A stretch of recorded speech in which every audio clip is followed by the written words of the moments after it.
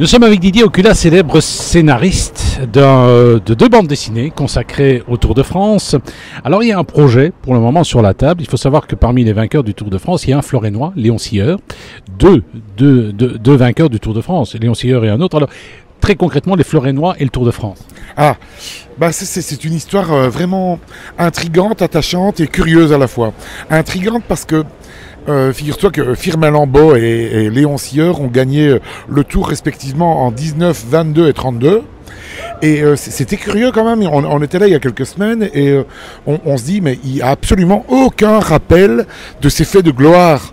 Et donc avec des personnes de la localité, on discutait, il y a un rond-point là près de la place et il n'y a absolument aucun rappel sur ces exploits terribles. Bon, allez, ça nous relance sur deux histoires. Hein. Léon Sieur a gagné le Tour de France, il a fait Florène-Paris à vélo, puis il fait le Tour de France, il gagne le Tour de France et il a gagné une vache.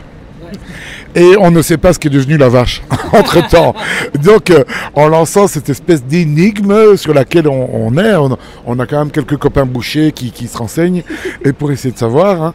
Et puis, on se dit, mais bon sang, il n'y a absolument rien, sauf une tombe dans un cimetière, ne rappelle ces exploits extraordinaires pour l'époque. Faut-il rappeler qu'à l'époque, les routes étaient complètement défoncées, caillouteuses, et ces exploits-là sont... Oui, certains Florénois gardent ça dans leur mémoire collective, mais il n'y a absolument aucun rappel physique à ça. Et nous, on était un peu choqués, on se dit, ouais, non, là, pour l'anniversaire, le centenaire de la victoire de Firmin Lambeau, il faut absolument que les autorités florénoises rassemblent leurs forces vives, leurs énergies, leurs volontés, pour que quelque chose se passe.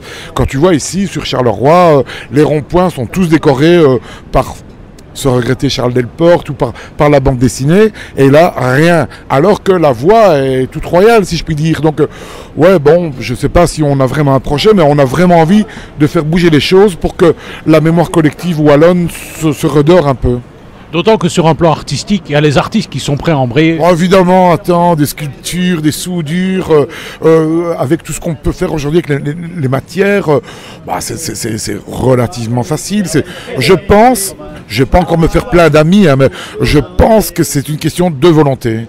Et allez, mettons leur un coup de pied au cul, essayons.